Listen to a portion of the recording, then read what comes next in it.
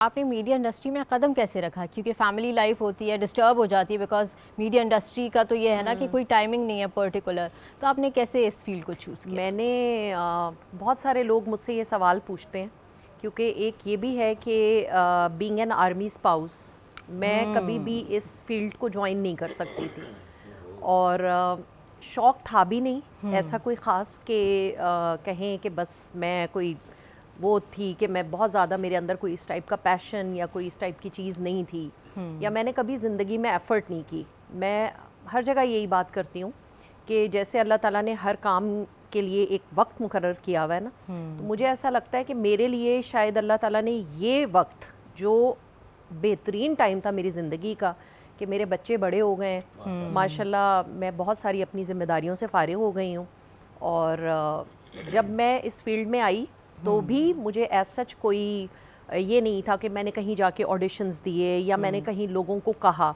मेरी एक नेबर थी, उन्होंने मुझे अप्रोच किया और उन्होंने कहा कि एक कमर्शियल है और पब्लिक सर्विस मैसेज है और उसके लिए क्या तुम काम करोगी?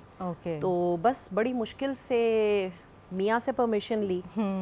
उसके बाद ज़्यादा जो मुझे मसला था वो मुझे मेरे फादर की परमिशन का था। शादी के बाद भी? अच्छा। अभी भी मैं कहूँ कि मैं हर काम करने से पहले मैं अपने अब्बा से हर चीज़ ज़रूर डिस्कस करती हूँ। बहुत अच्छी बात है। तो बस ये कि वो जो एक दफ़ा काम किया, उसके बाद फिर 2-3 महीने के बाद फिर कोई कमर्शियल की ऑफ़र आई, वो फिर इस तरह एक सिलसिला चल पड़ा।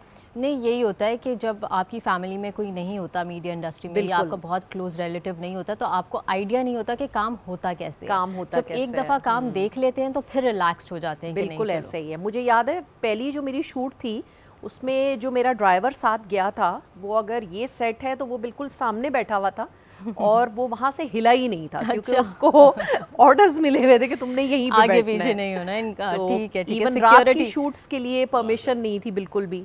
अभी भी मैं अगर रात की शूट्स पे जाती हूँ तो मेरे अब्बा नहीं सोते जब तक मैं घर ना पहुँचूँ। मेरे भाई मुझसे पूछते रहते हैं दोनों कि भाई कहाँ हो, ये तो फिक्र ऐसी है ना कि आप किसी और काम से भी निकलेंगी रात के वक्त, तो माँ बाप तो ऐसे हैं कि वो कभी भी उनको नींद नहीं आती जब तक उनकी औलाद घर ना पहुँच जाए, चाहे वो शादीशुदा हो या गैर शादीशुदा। बिल्कुल ऐसे मेरे साथ भी यही है कि मेरी अम्मी जो हैं वो मैसेज करके बाकायदा मुझसे पूछती हैं सहरी ट्रांसमिशन के बाद भी कि तुम पहुँच गई हो। अल्लाह ताला सलामत रखे इन प्यारे रिश्तों को।